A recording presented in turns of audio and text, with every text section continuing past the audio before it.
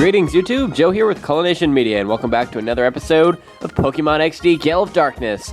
This is episode number 75, and in this episode, we are back at Mount Battle to do some training because we need to be prepared for Citadark Isle because it is a very, very long level, and it's just a process, and the levels of the computers and the Cypher peons and whatnot just gradually increase throughout the entire level itself, and it gets up to, at least when we get to right before the final boss, it gets up into the higher 40s. So having all of our Pokemon be at about level 38 right now is not going to be enough. I mean, it'll be enough at the beginning, but as we progress, it's not quite going to cut it. So we're going to be doing some Mount Battle training, and then we're also going to be doing some Realgum Tower training because, if you remember correctly, when we were dealing with the whole Team Snag'em business,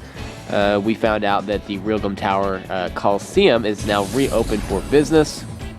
So we're going to go complete the 4 challenges there because it's actually worth our time. We get a lot of money from doing that, and also we also get... Why did I say also twice there? I don't know what I'm talking about. We do get some awesome TMs from it as well, and TMs that I'm actually going to be using, unlike the Pyrite Coliseum where I only used 1 out of 4. Okay, well that's enough chit-chat about that. We have a Lombre and Graveler here to battle against, and this area mainly contains Pokemon in the low 40s. As you can see, the Graveler is at level 42, and I don't remember what level the Lombre is at. Anyway, Graveler's going to go for Magnitude here. Magnitude 4, it's not going to do that much damage, even despite being quad super effective on Lairon. And Lombre and Vaporeon were both able to avoid the attack, not that it mattered. Ice Beam is going to finish off Lombre there, who is also at level 42. And awesome, get some experience for that. And then Lairon is going to humiliate the crap out of this Graveler by mud slapping it to death, literally.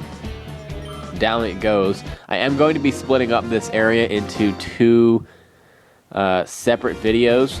So episode 75, which is what we're doing right now, is going to be zones 41 through 45, and then episode number 76 is going to be zones 46 through 50.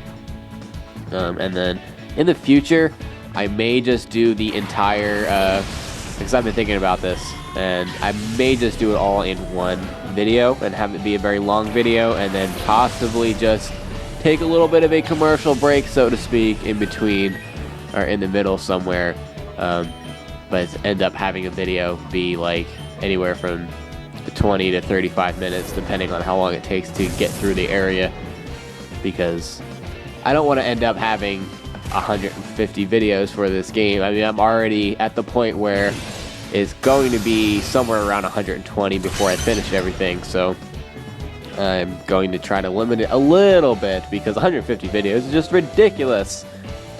Anywho, let's get back to the battle here. We have a Gloom here at level 42, and it's going for a Sleep Powder on Lairon, which sucks. He's going to fall asleep. Sleep Powder never misses when they use it on me, I swear.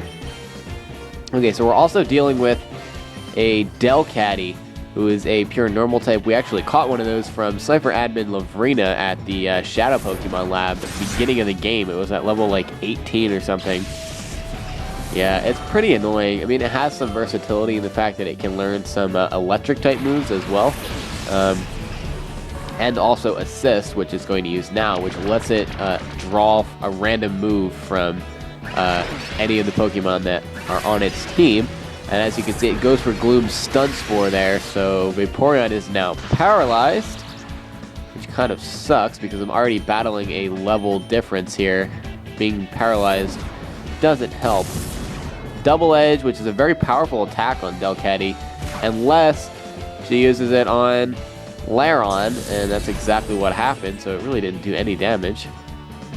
Iron Tail, and almost knocks it out, not quite. Get the defense drop, but that doesn't really matter because it has so little health left. Anyway, Leech Life from the Bug and Poison type Ariados, also on Lairon, which I don't understand. The AI can be so retarded sometimes.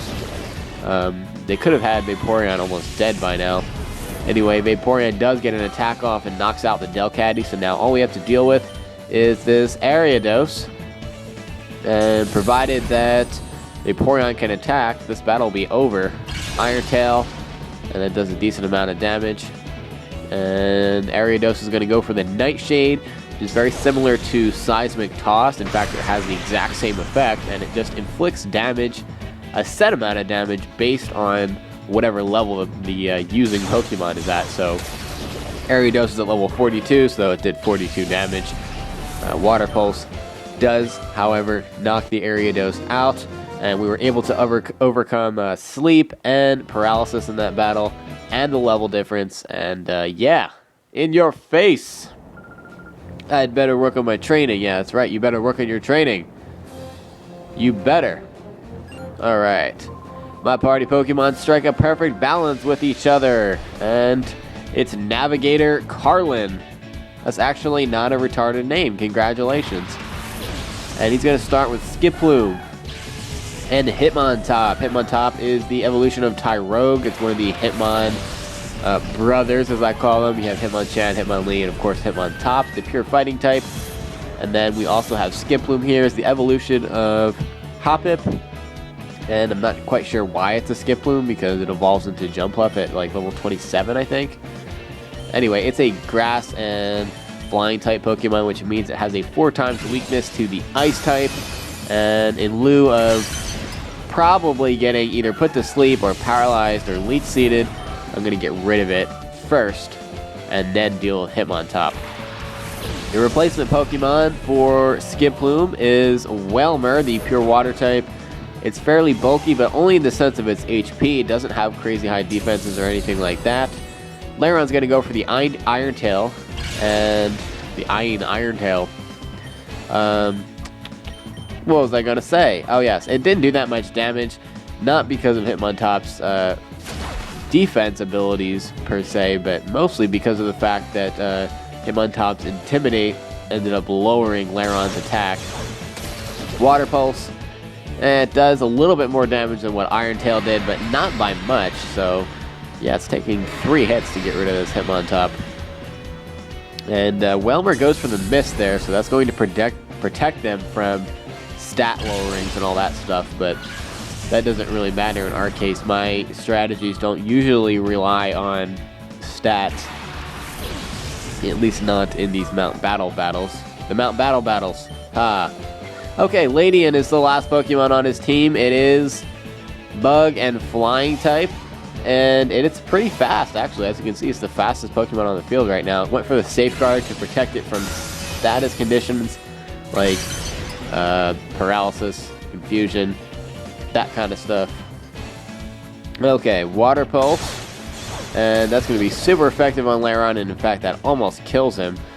But not quite. We're still going to be able to get a Headbutt off here. At this point, it would be really nice if Lairon knew a Rock-type move, because that would have a 4 times advantage on Ladian's Bug and Flying type. Anyway, we're going to go for a Quick Attack to make sure that Ladian doesn't get another attack off, because I don't trust it, and I'm much more confident in my ability to take out this Wailmer. So yes. And Vaporeon's going to grow up to level 39.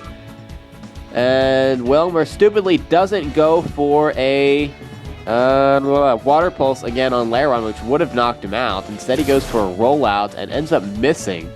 And Headbutt really doesn't do any damage to hit Wailmer because, well, Lairon had his attack lowered, so it's not going to do that much. We get a Bite off, and maybe that'll make him flinch. No, it doesn't, and he's going to go for a Water Pulse.